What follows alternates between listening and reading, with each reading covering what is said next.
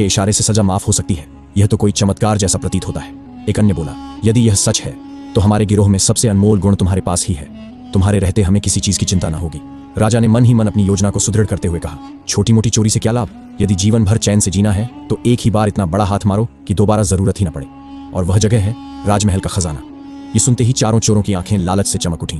फकीरा बोला, वाह, यह हुई न बात। अगर इस बार हम सफल हो गए तो फिर जीवन भर ऐश करेंगे। राजा ने भीतर ही भीतर संतोष की सांस ली।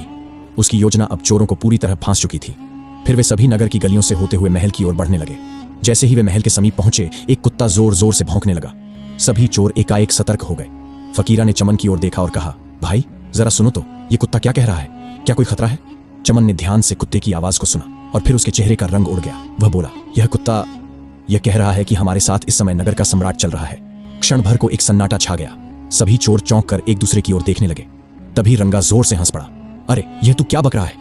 राजा भला इस अंधेरी गली में क्या कर रहा होगा? वह तो इस समय अपने शाही पलंग पर चैन की नींद सो रहा होगा। बाकी चोर भी हंस पड़े। लगता है इस बार तेरी कुत्ता भाषा कुछ बिगड़ गई है। चमन बोला, मैंने वही कहा जो वह कह रहा था, शायद उसका मतलब किसी और से रहा हो। तब सम्राट ने बात संभालते हुए कहा, भाइयों, मेरा तो मानना है कि यह कुत्ता भूखा है। भूख में आदमी क्या, जानवर भी अनाप शनाप बकने लगता है। चलो इन बेमतलब की बातों को छोड़ो और असली काम पर ध्यान दो। सभी ने हामी भरी और आगे बढ़ चले। राजा के होंठों पर एक गूढ़ मुस्कान थी।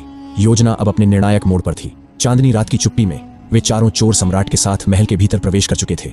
परंतु न किसी की आंखों में भय था, न ही कोई कंपन, केवल लालच की धधकती हुई ज्वाला। उनकी दृष्टियों में बेशुमार दौलत की चमक साफ झलक रही थी। महल की चौड़ी दीवारों और गूंजते गलियारों के बीच जैसे ही वे कुछ दूर पहुंचे, फकीरा एकाएक रुक गया। वह नीचे झुका, महल की भूमि की मिट्टी को सूंघा और मुस्कुराते हुए बोला, खजाना अब अधिक दूर नहीं है। इसकी खुशबू मेरे भीतर दौड़ रही है। इसी दिशा में चलो, मेरे पीछे। बिना कोई प्रश्न किए तीनों चोर उसकी पीठ पीछे चल दिए। खामोश गलियारों, झुकी हुई दीवारों और एक गुप्त मार्ग से होते हुए वे उस स्थान पर पहुंच गए जहां राज्य का खजाना छिपा था। उनके सामने था एक विशाल और मजबूत द्वार, जिसके बीचों बीच एक भारी ताला जड़ था। अब रंगा आगे बढ़ा। उसकी आंखों में आत्मविश्वास की चमक थी। वह अपनी जेब से पतली सी तार निकालता है और उसे ताले में डाल देता है।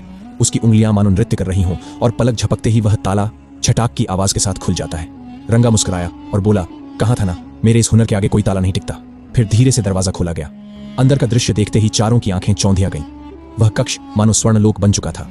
चारों ओर सोने की अशर्फियां, हीरे मोती, जवाहरात, बेशुमार संपदा बिखरी हुई थी। एक चोर विस्मित होकर बोला, भाइयों, अब यह सब कुछ हमारा हो चुका है। अब जीवन में किसी चीज की कमी नहीं रहेगी। अब तो केवल ऐशो आराम से जीना है। और तभी सभी चोर दौलत समेटने में लग गए।